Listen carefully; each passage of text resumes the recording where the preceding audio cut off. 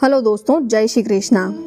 दोस्तों, गर्भ गीता में भगवान श्री कृष्ण ने जिन वचनों को कहा है वो वाकई समझने योग्य है। भगवान श्री कृष्ण के मुख से निकले वो वचन न केवल अमूल्य ज्ञान देते हैं बल्कि आने वाले बच्चे का जीवन भी संवार देते हैं। गर्भ गीता के पहले अध्याय में हमने जाना था कोई भी जीव गर्भ में क्यों आता है, जन्म से पूर्व जीव को पीड़ा क्यों सहनी पड़ती है और वो कौन से कर्म हैं जो जीव को जन्म मरण के चक्र से बचा लेते हैं। अब हम गर्भ गीता के दूसरे अध्याय को जानेंगे, जिसमें अर्जुन आश्चर्य के साथ भगवान श्री कृष्ण से पूछते हैं कि हे जनार्दन, ये मन जो कि एक मदमस्त हाथी की तरह है, जो काम, क्रोध, मोह, लोभ और अहंकार से घिरा रहता है, जिसमें अहंकार सबसे प्रबल है। हे प्रभु, कृपा करके मुझे बताएं कि इस मदमस्त हाथी रूपी मन को वश में कैसे किया जाए, इस चंचल मन को आपकी भक्ति में कैसे लगाया जाए।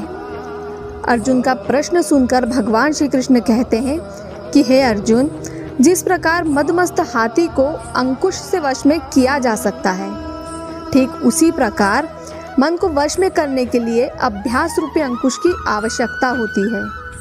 भक्ति और ज्ञान निरंतर अभ्यास किए जाए तो ये प्राप्त कर पाना संभव है।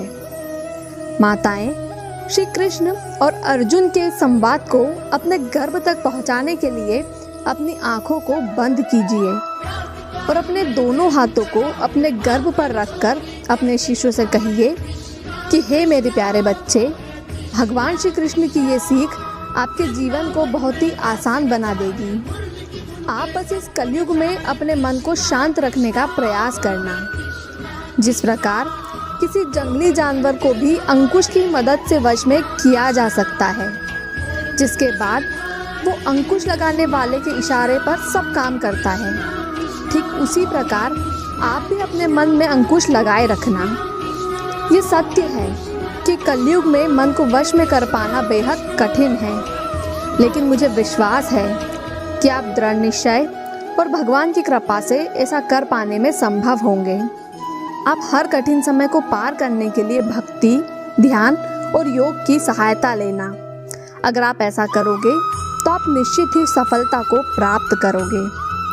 तो दोस्तों, ये था गर्भ गीता के दूसरे अध्याय का पाठ। हम जल्दी मिलेंगे गर्भ गीता के तीसरे अध्याय के साथ। तब तक के लिए जय श्री कृष्णा।